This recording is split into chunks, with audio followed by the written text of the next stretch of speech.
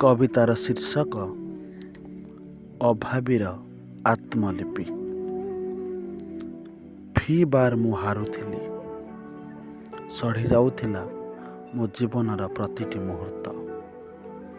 ଜୀବନ ଓ ଯୌବନ ମୋ ପାଇଁ ପାଲଟି ଯାଉଥିଲା ଦୁର୍ବିସହ।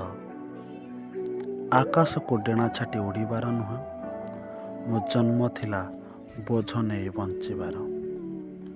ବୋଝ ନେଇ ବଞ୍ଚିଲି ମଧ୍ୟ।